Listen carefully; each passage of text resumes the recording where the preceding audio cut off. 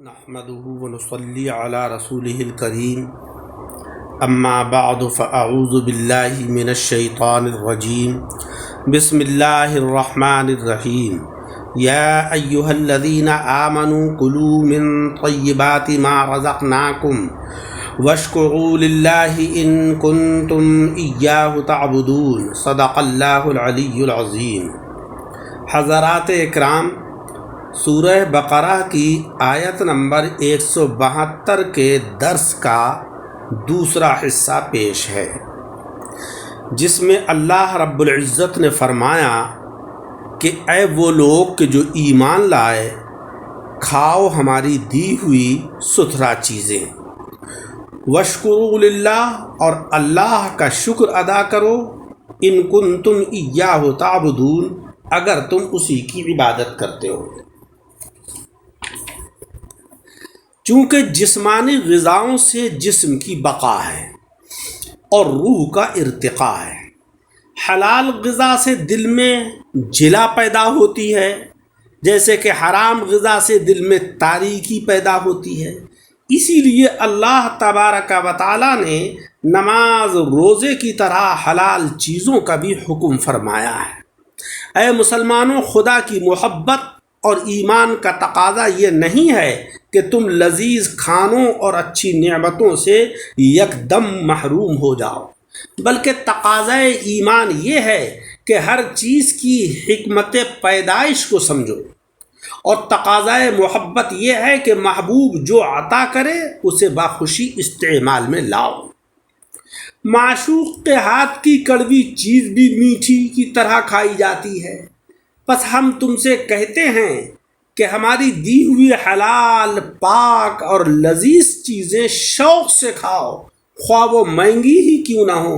ہاں، خطرہ بدہضمی کا ہے، اس کے لیے شکر کا چورن ہم تمہیں بتائے دیتے ہیں، اور وہ یہ ہے کہ ہر نعمت پر رب تبارک و تعالیٰ کا شکر بھی ادا کرتے رہو، تاکہ تمہارا کھانا پینا بھی عبادت ہو جائے۔ اگر تم اللہ کی عبادت کرتے ہو تو اس میں اپنی رائے کو دخل نہ دو، بلکہ مولا رب العزت کے حکم کی اطاعت کرو۔ علماء کرام کے یہاں طیب رزق وہ ہے کہ جو نہ خود برا ہو نہ برے ذریعے سے حاصل کیا گیا ہو۔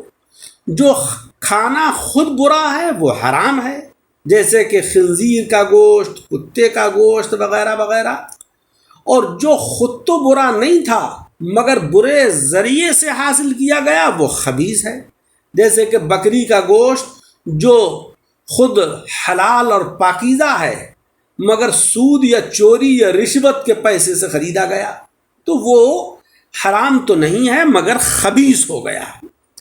لہذا ایک بکری کا گوشت ایک خریدار کے لیے تو طیب ہے، جس کا حلال پیسہ ہے، پاک پیسہ ہے، اور دوسرے خریدار کے لیے وہی بکری کا گوشت خبیث ہے، یعنی اس نے رشوت کے پیسے سے یا سود کے پیسے سے یا کسی اور حرام ذریعے سے خریدا ہے۔ اللہ تبارک و تعالیٰ نے طیب فرما کر بہت سی چیزیں ارشاد فرما دی۔ چونکہ انسان کا رتبہ زیادہ ہے کہ اسے اشرف الخلق فرمایا گیا، قرآن عظیم میں ہے وَلَقَدْ كَرَّمْنَا بَنِي آدَمَ، اور جتنا رتبہ زیادہ اتنی ہی پابندی زیادہ ہوتی ہے۔ عام آدمی کھانے پینے، چلنے پھرنے بولنے میں آزاد ہوتے ہیں، مگر جو حکام ہوتے ہیں، جو بادشاہ ہوتے ہیں، وہ بہت محتاط زندگی گزارتے ہیں۔ جس سڑک سے گزرتے ہیں وہ پہلے سے مقرر ہوتی ہے، جہاں باقاعدہ پہرا ہوتا ہے، ان کی باتیں بلکہ ادائیں ملک ملک کے اخباروں میں چھپتی ہیں، ان کا کھانا پینا ٹیسٹ ہوتا ہے، پھر وہ کھاتے ہیں تاکہ دشمن نے زہر نہ ملا دیا ہو۔ اے انسان، تو تمام مخلوق کا سردار ہے، تیری ہر ادا پر پابندی ہے، تو ٹیسٹ کر کے کھا پی اور کلام کر، کہیں شیطان تیری غذا میں حرام کا زہر نہ ملا دے۔ جو لوگ ان قیدوں سے آزاد ہونا چاہتے ہیں وہ در حقیقت انسانیت سے گر کر جانور بننا چاہتے ہیں۔ تفسیر عزیزی نے حضرت زید بن علی بن حسین رضی اللہ تعالیٰ عنہم سے نقل کیا ہے کہ 3 قسم کے کھانے میں تکلف کا قیامت کے دن حساب نہیں ہوگا۔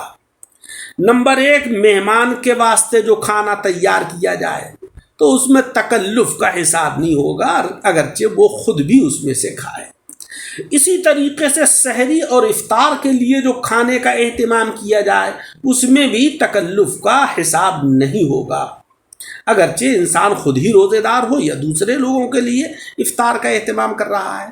اور تیسرا کھانا وہ ہے کہ جو بیمار کے لیے تیار کیا جائے، جبکہ اس کا دل جو ہے وہ لذیذ غذا کھانے کو چاہ رہا ہے، تو اس میں بھی تکلف کا اللہ کے یہاں حساب نہیں ہوگا۔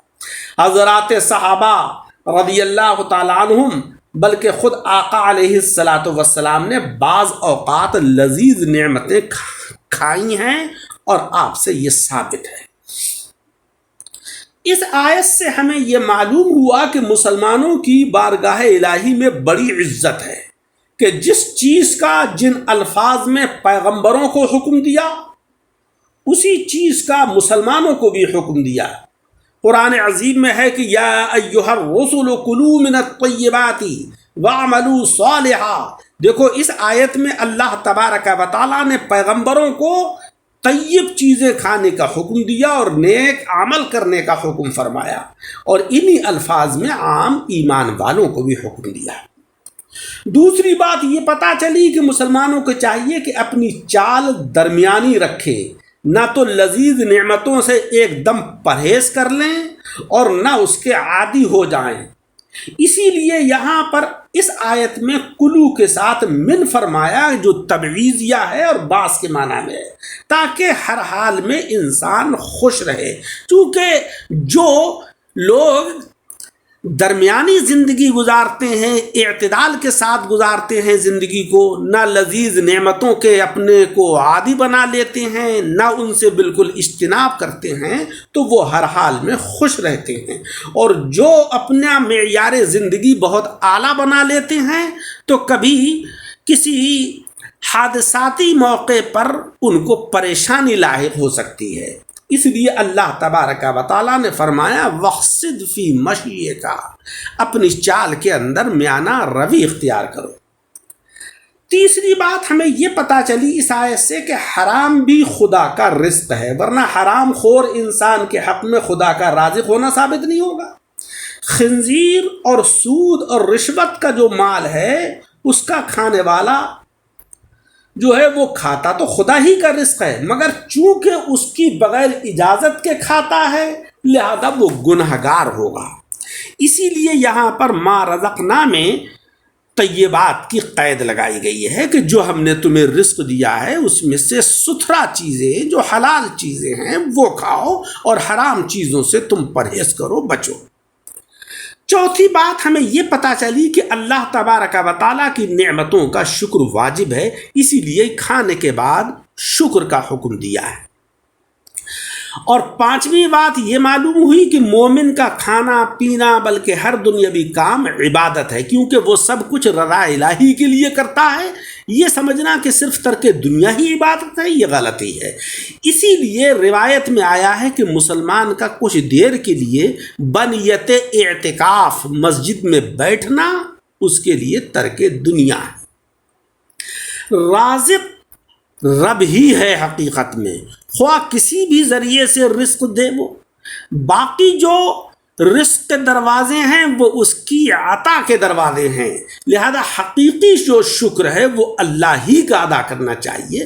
بظاہر مخلوق کا جو شکر ادا کیا جاتا ہے وہ مجازن ہے، حقیقتاً اللہ ہی کا شکر واجب ہے۔ طیب غذا سے انسان بھی طیب بن جاتا ہے اور خبیث غذا کھانے سے انسان بھی خبیث ہو جاتا ہے، حتیٰ کہ بزرگوں کا جھوٹا کھانا یا ان کی دی ہوئی معمولی روٹی یہ تبرک بن جاتی ہے جس سے انسان نورانی ہو جاتا ہے۔ آقا علیہ الصلاۃ والسلام کی کلی کے پانی سے بتخانے کی زمین مسجد کے لیے موزوں ہو گئی۔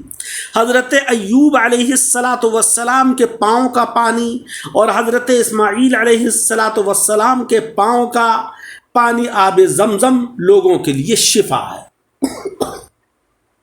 حضرت یوسف علیہ السلام کی قمیص یعقوب علیہ السلام کی آنکھوں کی شفا ہوئی. لہذا یہ تبرکات ہیں، تبرکات کے استعمال سے انسان کا باطن بھی متبرک ہو جاتا ہے.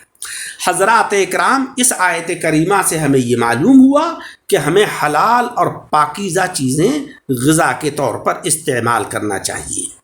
سود کے پیسے سے، رشوت کے پیسے سے یا کسی اور حرام کی رقم سے ہمیں پرہیز کرنا چاہیے، کیونکہ ہم اگر حلال چیزیں کھائیں گے تو ہماری عبادت و ریاضت کا اثر ہمارے باطن کے اوپر اچھا پڑے گا، اور اگر ہمارے باطن کے اندر ہمارے پیٹ میں رزق حرام جائے گا تو ہماری عبادت و ریاضت سے فائدے حاصل نہیں ہوں گے.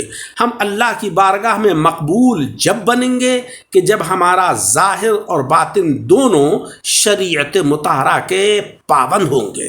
اللہ تبارک و تعالی مجھے اور آپ سب حضرات کو عمل کی توفیق عطا فرمائے.